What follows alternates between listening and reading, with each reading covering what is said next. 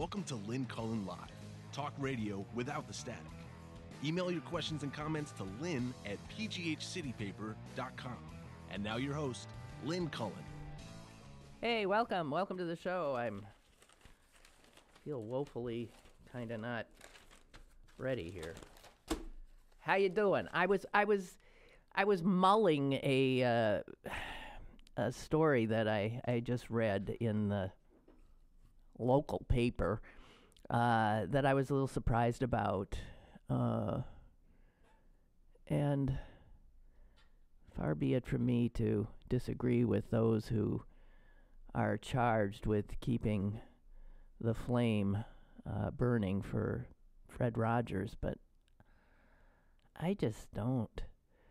There is a new TV ad out for Google, and it's the only audio is Fred, Mr. Rogers, and it's for Google's new phone, Pixel 3. And I did see the commercial. Amy, is it conceivable you could try to find if that's online there? I don't know where I saw it. Google Fred Rogers Pixel 3. The song, what they do is they use, clearly Fred's voice is what you first hear. He's speaking, and then he goes into a song that he used many times on his show. But it is not as well known as, for instance, Won't You Be My Neighbor? This song was Did You Know? And it's about, did you know that it's all right to wonder, I think is the main line. Did you know? And it's a song he used when he did his segments. He often did about how things are built, how things work, how simple things are, fascinating. And it's a wonderful song. And it's about being awed by the world around you, wondering about it, seeking out answers. Here we come to Google. Seeking out answers. And as you wonder, you learn. Curiosity and wonder lead to knowledge. It's a lovely song. But Fred was the most anti-commercial person I've ever known. I mean, to the point where I thought sometimes I'm very anti-commercialism, but he was, sometimes I thought just, his guardianship of children was such that he never felt that they should in any way be on the receiving end of a pitch. Right? And he didn't like that our culture was so commercial. He was not a materialistic man at all. I remember Jean Marie Laskus, who's been on this show many times, who's all over the world now, promoting her book about Obama's responses to people who wrote to him. She had decades ago done a Life magazine piece on Mr. Rogers, and I believe it's how she met him. And she became very close to him and to Joanne. And in doing the piece, she had gone to their little beach house in Nantucket. And it was called the Crooked House for a reason. I think it was sort of askew. And I remember her in her piece talking about the furnishings and how they were, it was like Salvation Army stuff. It was like just stuff that was found and stuck. And this was Fred, not into material stuff. You did find that, you found it? I mean, I'd ask all of you to, the video in it is lovely and matches the song well. And the people that control Fred's music and its licensure are normally very, very, very disinclined to allow a commercial entity to use him. But in this case, according to the Post-Gazette, a spokesman for Fred Rogers Productions, which own the rights to his music catalog, says this: "We wouldn't ordinarily, but we felt it was tastefully done." And she goes on to say that the ad agency shared the storyboards with us, so we did have approvals. At this point, I don't think, well, that she said, because this song has such a connotation with Fred's love of being curious and exploring and discovering and wanting to know how things are made or the people behind them, this was just so beautifully done. You'll be seeing it. I guess it aired during the World Series or something. I don't know. But it's still selling a friggin' iPhone.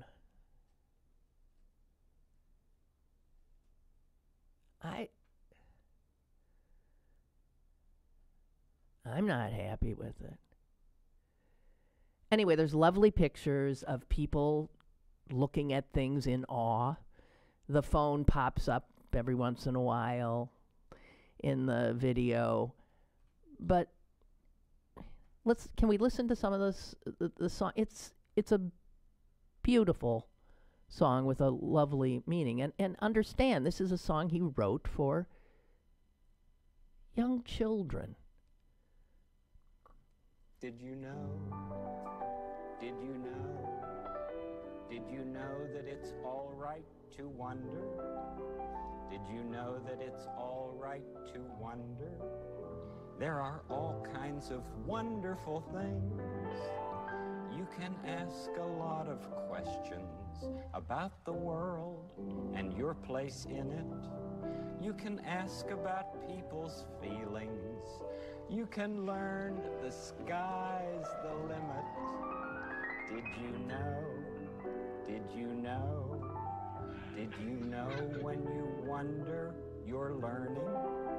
Did you know when you marvel you're learning about all kinds of wonderful, all kinds of marvelous, marvelously wonderful things? We learn so much by wondering. And that's selling Google's phone.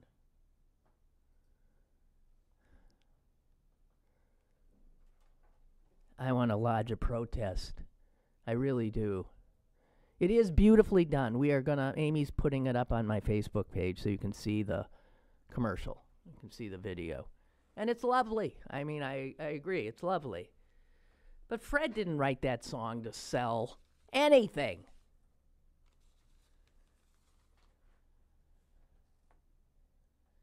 He wrote the song, obviously, in his usual unbelievably gentle,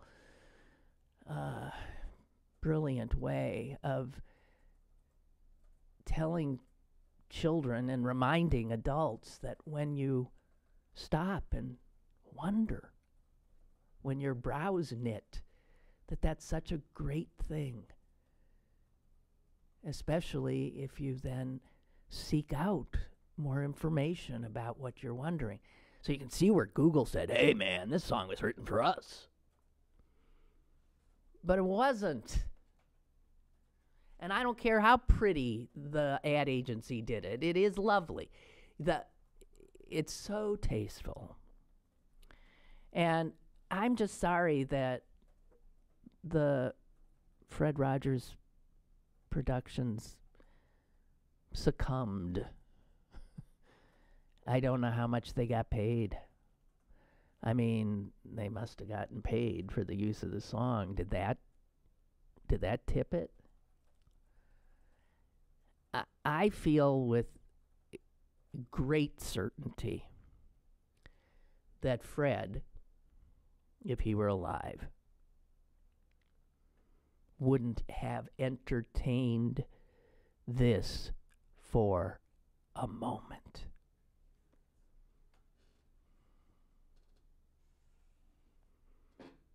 Another great story that Fred about Fred that was again told by Jean Marie Laskus because she witnessed it.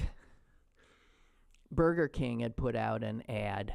This would be in the 80s, early 80s, I think, using a Fred Rogers. It wasn't him, but it was someone like him, clearly looking kind of like him, and trying to sell their burgers. And Fred saw it and was furious. I mean, it's hard to imagine Fred Rogers furious, but he was. And Gene watched as Fred Rogers dealt with this. He got the number of the CEO of Burger King, and he called the guy. Gene only heard Fred's end of the conversation, and she could tell this story better than I, obviously, but there was Fred, and she said, he gets through. He says, Fred Rogers calling, I need to talk to blah, blah, blah. So he gets through, and hello, Mr. So-and-so. I'm Fred Rogers. Yes. I've just seen this commercial that you have out, and it was all in his kind, gentle voice. And I just wanted to ask you, do you have children? Yeah. Do you have grandchildren? Yes. Well, do they ever watch my show, or do they have adults in their lives that they trust? Well, you understand, a lot of children trust me. They know me. And I think if they see this commercial, it will be very confusing to them. They will wonder why I'm trying to sell them hamburgers, because I've never done such a thing. I don't sell them anything. And you wouldn't want your children or your grandchildren confused about an adult that they care about. And it was all done like that. It wasn't, how dare you? How dare you? Like so many people would do, because he was angry. And it was just like that. And within a minute or so, Gene is hearing Fred say, well, I thank you very much. Thank you very much. I so appreciate it. And he hangs up. Those commercials were pulled immediately. I can't even begin to imagine how much Burger King lost in terms of, they did all the research, they paid an agency, they had it, they'd sold the stuff, and one call from Fred, gone. Never raising his voice. Just doing what Fred did. Appealing to the better parts. And so, I'm sorry. I just was upset to see it. I know it's not a big story, but to me it is. I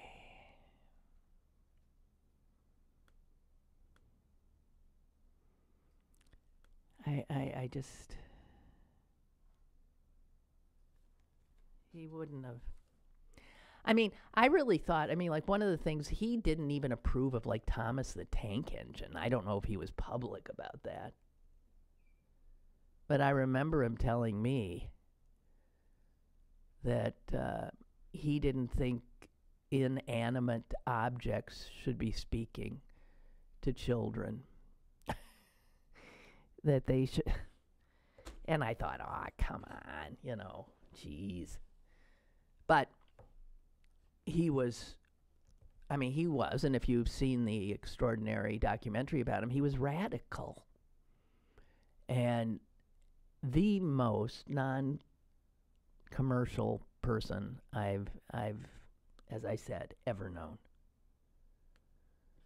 So, I just wanted to say phooey. Disappointed.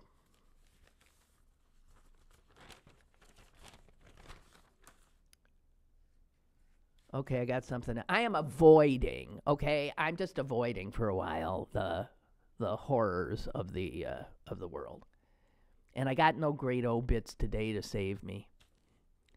Not that I wish a wondrous person to die, so I have a good obit.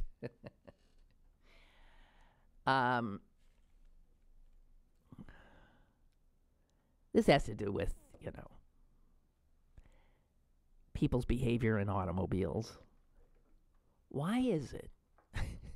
So, these are questions that nobody ever answers, but why is it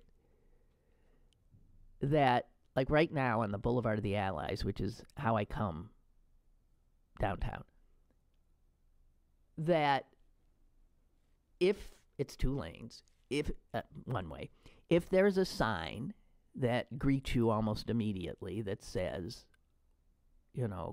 work ahead, road work ahead, okay, that's good. I now know that. It's not good. I think, okay.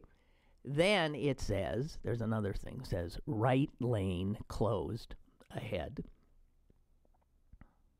I think, okay. And it says, there's a sign too, and I think these come very fast, maybe they're even more than, and it says, use both, there's a sign they put up, and it says, use both lanes to merge point. And nobody does. The minute they see right lane closed ahead, everybody moves over to the left lane, leaving the right lane, which is not closed at that point, absolutely clear.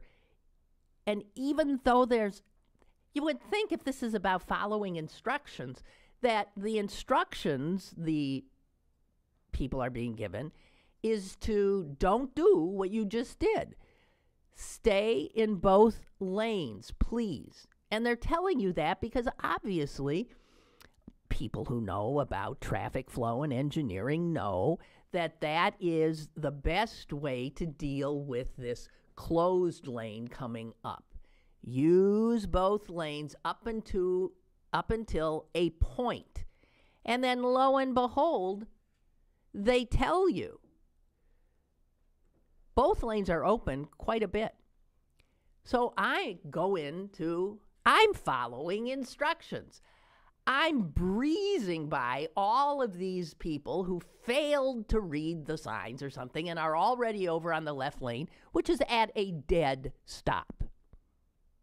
I'm down the right lane, following instructions, and then I see a sign, merge here. And then I think it said, please take your turn, or take your turn. There was a very nice merge here, take your turn. So I pull up to the merge here. I put my left blinker on. And what do I get?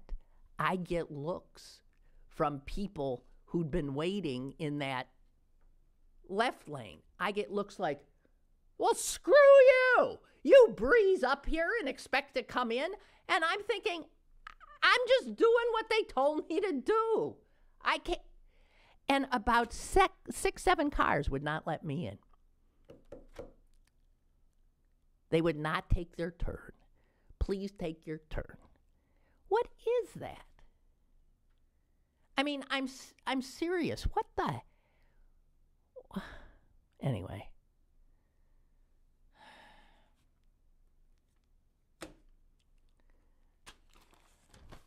They made me feel like I was somehow taking advantage, like I was gaming the system, like I had done something. And I started to feel like I was a jerk. I mean, they were looking at me like, you jerk.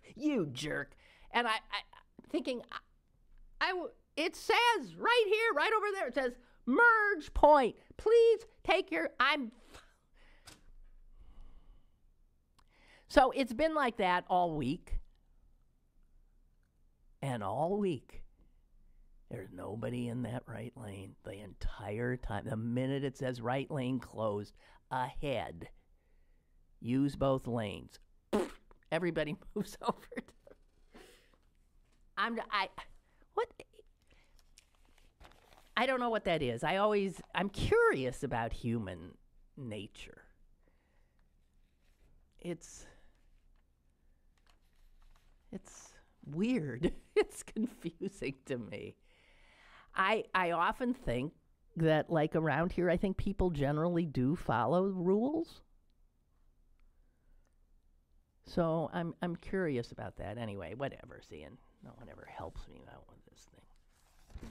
I read a little bit the other day that I appreciated. They're calling this, the media, are calling this the Year of the Woman again. And I thought, wait a minute, we already had the Year of the Woman. I remember there was a Year of a Woman back, I don't know how long ago. Maybe there's been a few years of the woman. All of a sudden, it's a Year of the Woman. And I guess that's because of the Me Too movement. And it's also because a lot of women are running, right, for office for the first time. And let me tell you what women's reactions to this kind of nomenclature is and this branding that media do. If 2018 is the Year of the Woman, then I guess 2019 is going to revert to, okay, man, we gave him a year.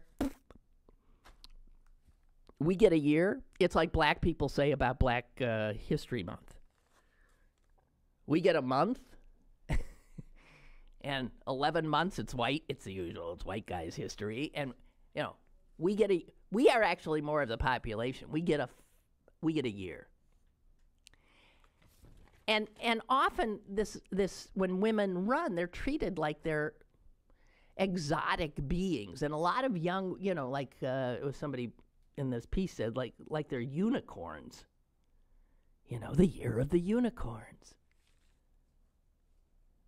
When a guy runs for office, he's just a candidate, right? When a woman runs for office, she's a friggin' unicorn. She's a woman, a female candidate. And in fact, that happens to marginalized populations all the time. A great novelist who's black is often referred to as a great black novelist, which pisses me off, and I'm sure pisses the great black novelist off, because they're a great novelist. We don't say that William Faulkner was a great white novelist, do we? I so hate this bullshit, because this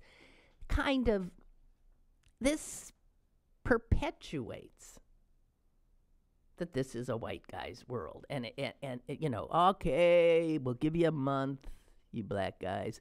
All right, you're really good at what you do, but we've got to insert this adjective. And what it tells us is that black people in the arts, in politics, do not have equal standing, do not have parity. In the minds of media and reporters, do not. Still considered unicornish.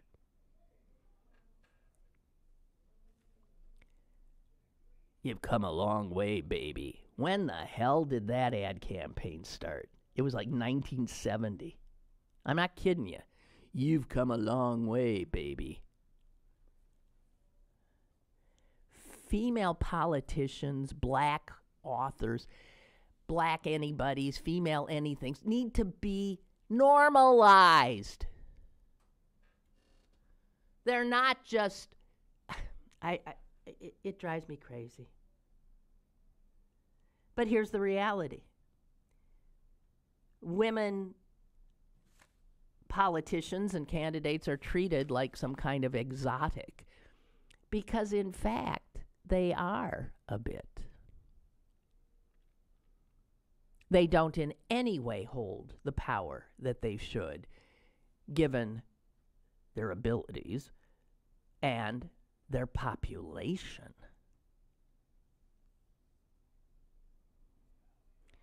I think the first year of the woman was 1992, and that's the year that like a whole bunch of Democratic women made their way into Congress. In fact, doubled the number of women in Congress.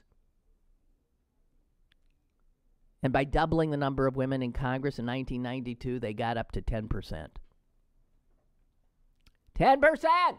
Hey, let's have a party here. Even though they're 50+% of the population. You know where it is now? It's at 29%.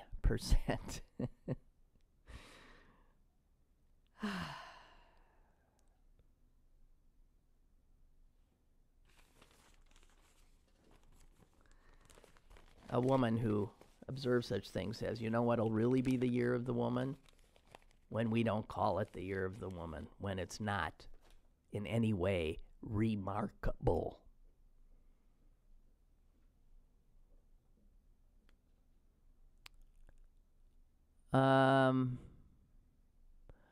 So the big story, these bombs. We're up to 12 now.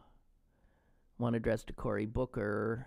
That one's in Florida. One to James Clapper, the former intelligence head. That's in New York, and there's at a sorting facility. I mean, I'm sure you know all this stuff.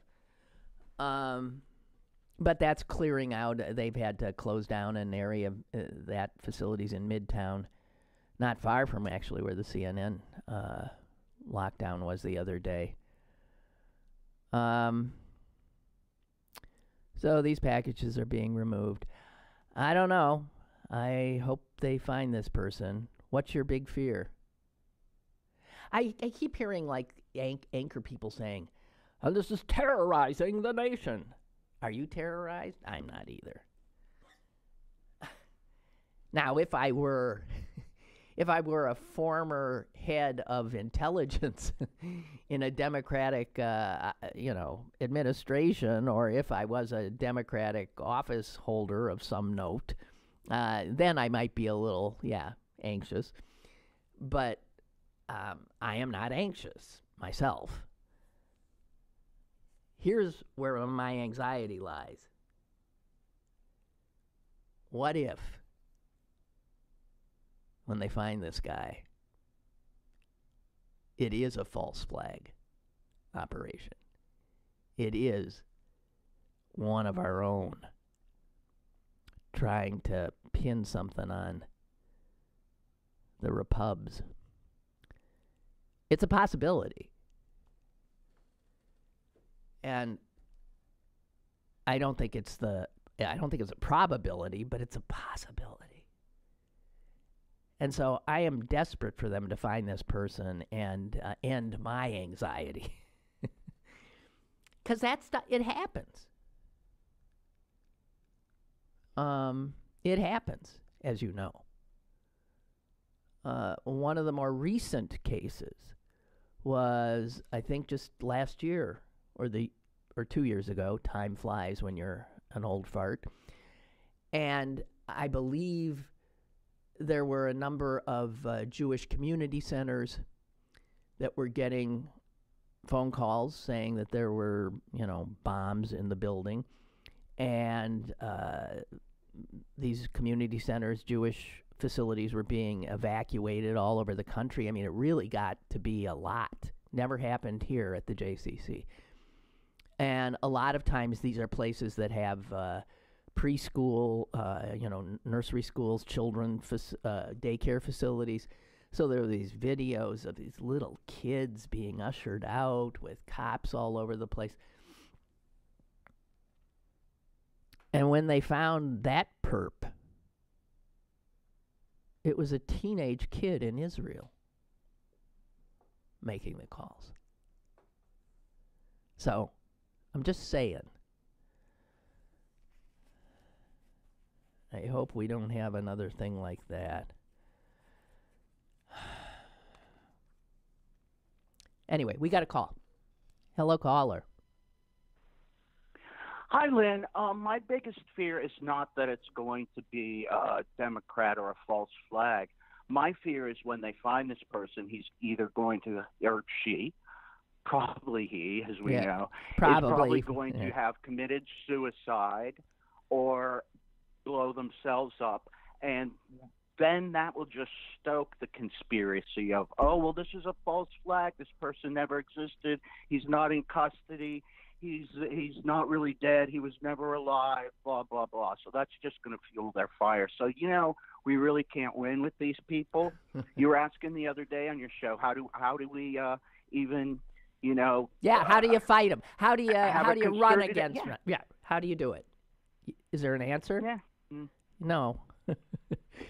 No. No, well, you're right. So that would be like, so if there's not a definitive end to this, that would also, continue to. Even if, though, they find That's my biggest. Yeah, well, I sure hope they find whoever it is fast, but I will bet it is a white male. Will we bet on that? Anybody going to bet against that? No, I don't think it's going to be a black female somewhere in Florida sending these things now. But that would right, be Lynn, odd. thank you so much. Yeah, okay, bye you. Bye. But it appears at this point that it maybe is someone in Florida. What is with that state? What is with that state? I won't go there anymore. I know a lot of people go to Florida. They love it. They vacation there. They this, that, and the other thing. And to me, it is like Crazyville. I don't care that they got a nice beach here and there. I hate that state and don't want to drop any money in it. Now, if Gillum ends up being the governor, I'll reconsider. I will. But other than that, I'm staying away. Chuck says, my wife and I saw the Google ad on TV last night, and we were both taken aback when we realized what we were watching. Because you don't know what's going on. All of a sudden, there's Fred Rogers singing this lovely song to you, and these beautiful pictures accompanying it. You think, what the hell's happening here? And it's not until the end, very tasteful, that a little Google thing comes up. And Chuck writes, I was expecting some sort of charity promotion or something. My wife and I were reminded of the recent specials on QED where they showed Mr. Rogers and King Friday doing a promo fundraising spot for WQED. And the host pointed out that it was the only fundraising promo he ever did for QED. He didn't even want to raise money for QED. He didn't want to be somebody asking for, someone's money. I'm already upset that many of my favorite songs from my youth are now being used It is true. I am too. To sell prescription drugs and retirement planning. Well, how are they going to get right to your heart if they don't use the songs that you care about? And Chuck writes, but using this song by Mr. Rogers is just going a bit too far and takes just a little bit of shine off for me. Well, you can't let it take shine off him because it wasn't his decision. But I think it's a mistake for those of us who see him for what he was, and what he was not a commercial pitchman in any way. In any way. He was as far from that as a person could be. But I think most people don't know that, although he's getting so much better known now because of the success of the documentary and the fact that there's just clear yearning for his kindness and his goodness now. But I don't know.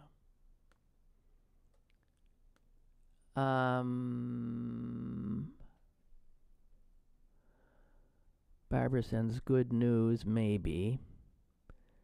And this is, evangelists are preaching the gospel of Trump are now being pilloried by some for their toxic Christianity. I don't. There are increasingly, and I have seen, indications that some Christians are getting to the point where they really feel they have to take back their religion. They got to go to battle for Jesus here and wrest the religion. I was going to say that he founded. He didn't. The religion that worships him. They've got to save it. So this is a piece from Raw Story, which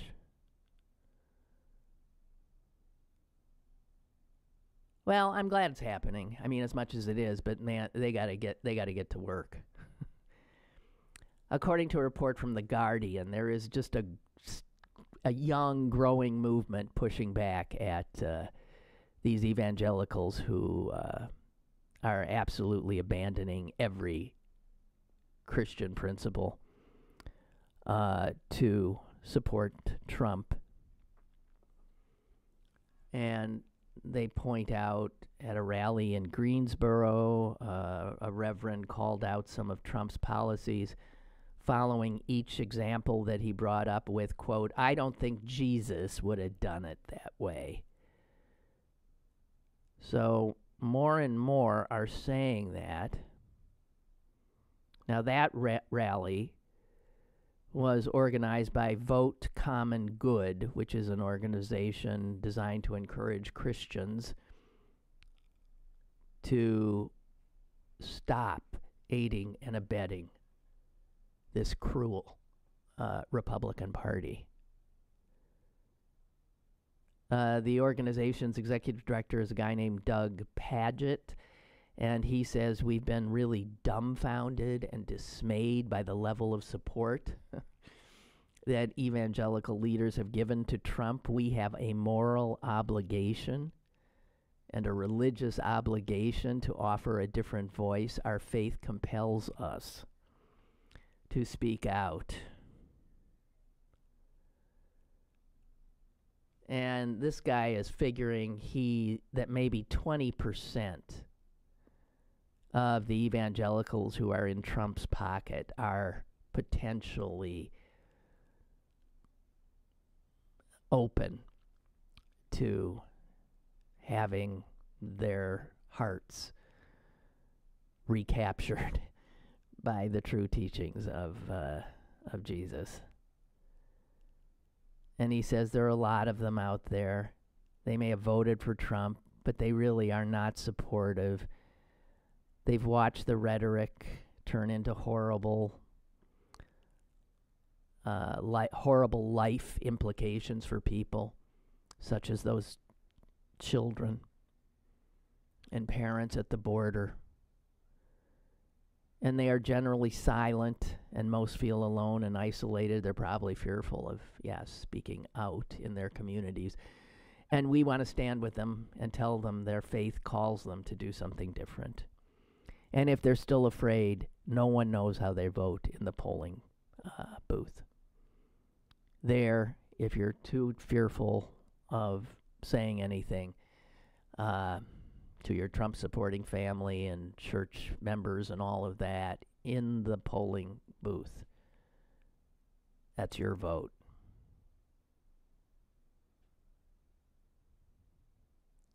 And they're trying, because these are evangelicals who are doing this, because their faith has been stolen. He says, if I now describe myself as evangelical, the red flags go up. People immediately assume I'm anti-gay, I'm anti-woman, I'm anti-environment, I'm anti-immigrant, I'm pro-gun, all these things that I am not. So, well, that was a piece from The Guardian. Okay. Thank you. Speaking of the children, I think it was about 2-3 weeks ago, I read you, and I could barely stand it,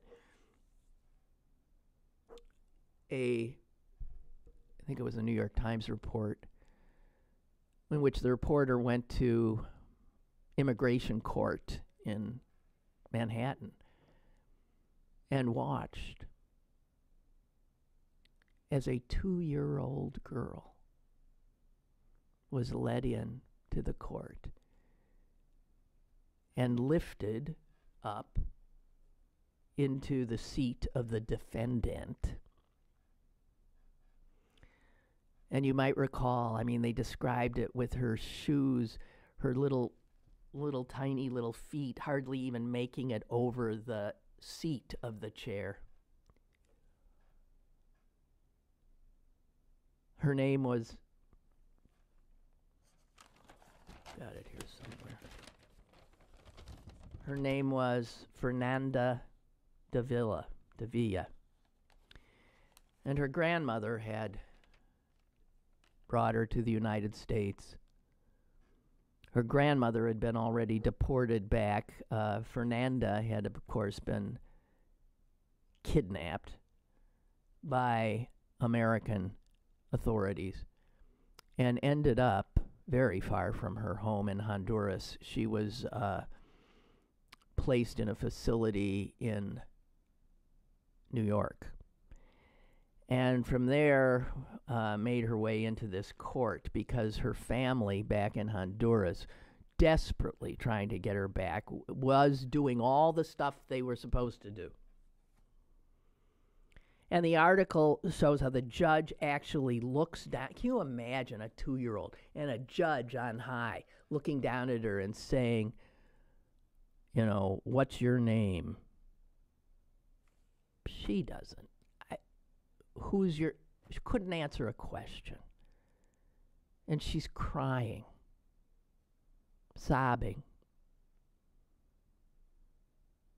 And she's led back out. It was one of like 30-some children who that judge dealt with that day. She was led out and right back to whatever facility she was being held in. There was a follow-up story in today's New York Times.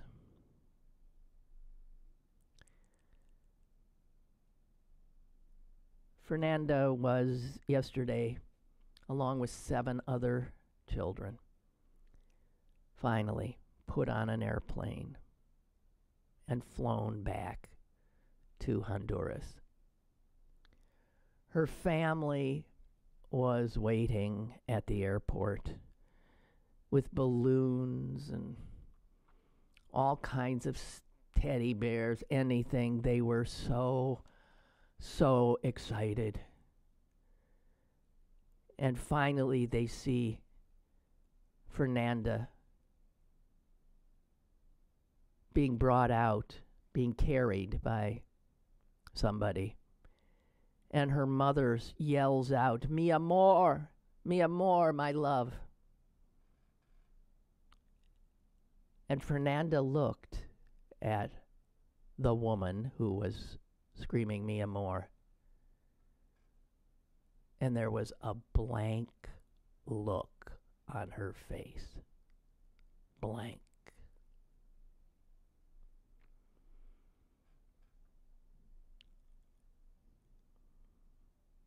Her grandfather, with whom she lived, got the same reaction.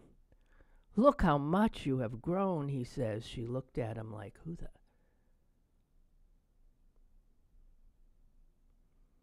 They put the balloons away. They put all this stuff away.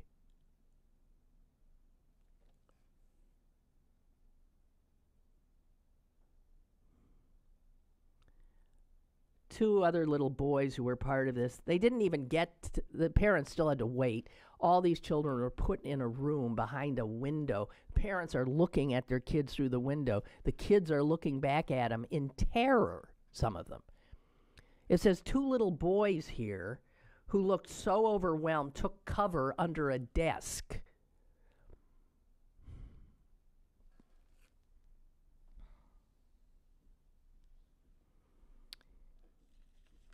And they kept the children away from their families for 40 minutes in this room in the airport. And even then it was not over. Some official comes out and says, the children will now be taken to a center for additional screening before they can be returned to you, he says to the distraught parents. Finally, obviously, this child ends up with her family. And she ain't right. And her grandfather, it said his smile faded. Everybody was taken aback by the child's failure to respond. Her grandfather said, I need to take her to a psychologist tomorrow.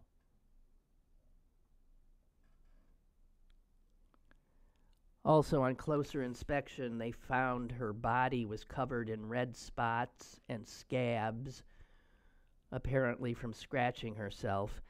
A nurse at the center said it was an allergy or something. The child's mother said she never had an allergy. No. She was terrorized, traumatized. She was probably anxiety. If there were hives, who knows what. That's what we do. This is your country at work. Terrorizing 2-year-olds. Messing them up for life.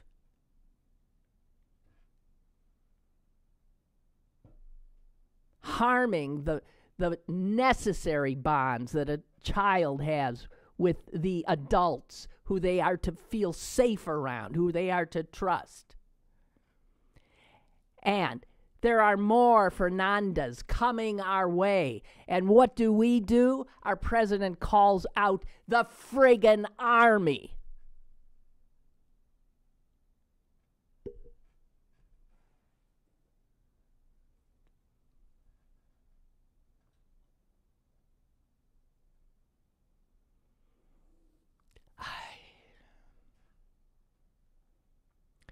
Okay, catching up on your emails, guys. Hang on here.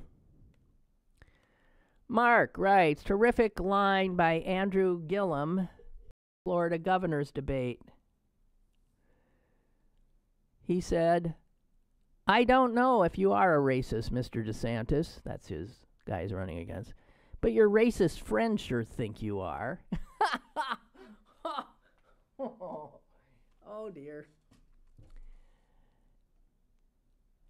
Gillum is ahead in the polls, but that doesn't mean I'm not looking at these polls. Hillary Clinton was ahead by how much? the day before she went down in flames? Seriously.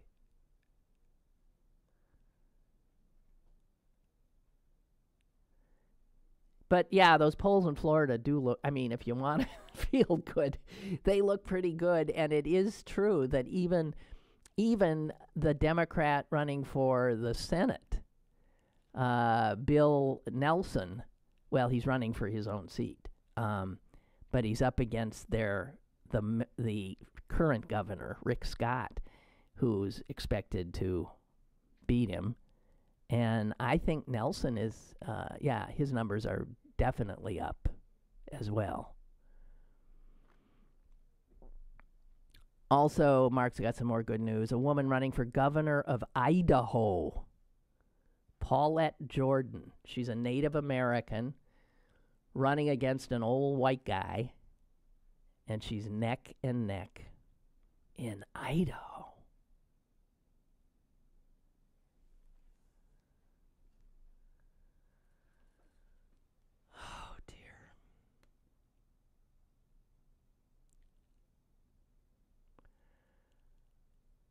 Josie writes, I find myself becoming so cynical regarding this administration and the Republicans. Well, yeah, cynical. You don't even have to be cynical. I mean, you just have to see them for what they are. I don't think that's cynical. That's just seeing them for what they are. And frankly, they are, as they have been for many, many, many years, shameless. They appeal to the worst in people. Their policies harm the least of us. They are without empathy. They are cruel. And their policies are. Josie writes, the thought has occurred to me, can these bombs have been planted by those working behind the scenes of this White House? Who knows? Josie, we don't know. It wouldn't make sense for them to do that. They are so damn good at playing the long game, I no longer put anything past them, which leads me to this. I came across this yesterday and it put a chill in my bones. Jim Wright is a retired Naval Chief Petty Officer, and he's now a writer. It's much too long to read on the air, but it's definitely... Oh, okay, whatever. And anyway, I guess in it he says, left-leaning people are being too naive and once again not looking for the Republicans' long game. Okay, I'll read it later. If I'm not sufficiently depressed by the end of the show, I'll take it in later. Chris writes, I'm on the Boulevard of the Allies every day. Since the construction on the boulevard started, I have stayed in the right lane. Hey, you were the other car. Okay. Right lane until it says merge here. It drives me nuts, too. I love how everyone in the left lane doesn't want to let you in at that point. Like you said, giving you dirty looks like you did something wrong when all you're doing is following their directions. Please talk about Mr. Rogers for the entire show.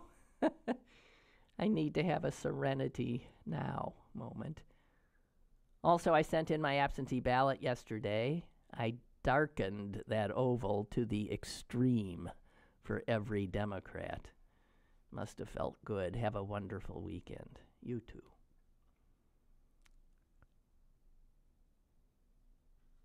Here's a tweet from Donald Trump today at 10:19.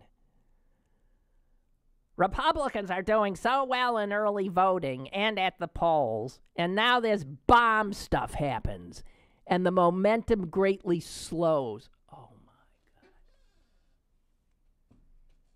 The news is not talking about politics. Oh, he's pissed because the news now is not doing the invasion of the 2-year-old Fernandez and their hungry, terrified moms. Yeah.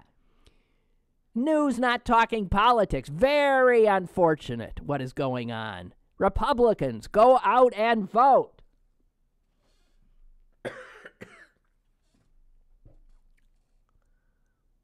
This bomb stuff happens.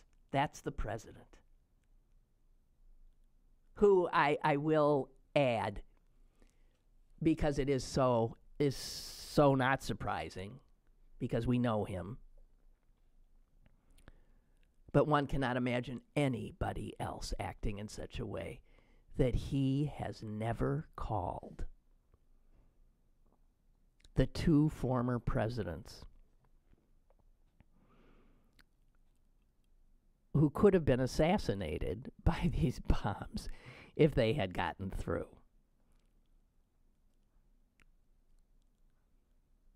Bombs are mailed to the homes of two predecessors of this president. And he doesn't get on the phone and say, hey, how are you? And, we're doing everything we can. I just want you to... It's... As I said, we're not surprised. I think I had another... Trump had a tweet. Oh, this tweet. At 3 a.m. this morning. 3 a.m.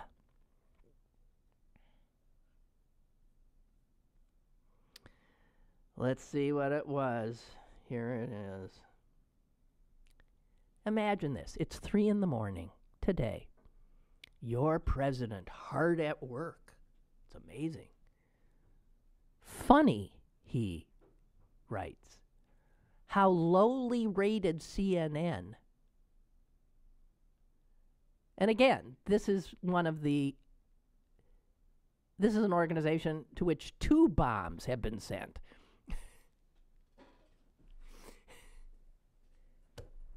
Funny how lowly rated CNN and others can criticize me at will, even blaming me for the current spate of bombs and ridiculously comparing this to September 11th and the Oklahoma City bombing. Yet when I criticize them, they go wild and scream, "It's just not presidential." That's him. At 3:14 a.m.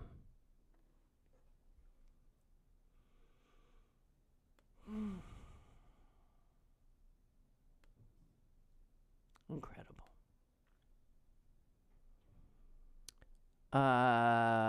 And we have, somebody wants me to point out about Megyn Kelly. Yeah, she's gone. 17 mil a year they were giving her. What? They gave her a primetime show that bombed. They gave her didn't she have a weekend show that bombed too? And then her morning show, whose ratings were consistently lower than the show that got bumped for Megyn Kelly. A show, by the way, anchored by 2 black people, Tamron Hall and God, what's the meteorologist guy? Roker. They got bumped to put this little blonde racist from Fox into their time slot, and she's gone now.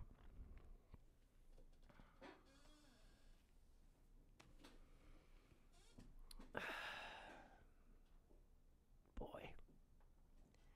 Well, I think that's it.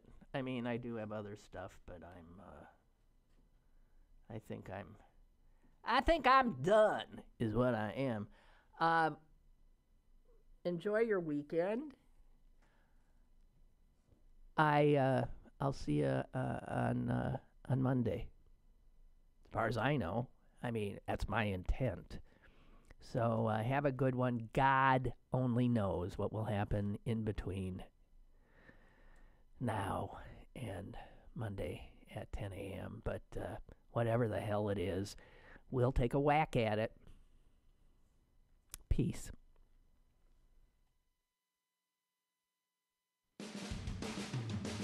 Lynn Cullen Live, Monday through Friday from 10 a.m. to 11 a.m. and archived at pghcitypaper.com. The opinions expressed on Lynn Cullen Live are those of the host and do not necessarily reflect the viewpoints of Pittsburgh City Paper or its advertisers.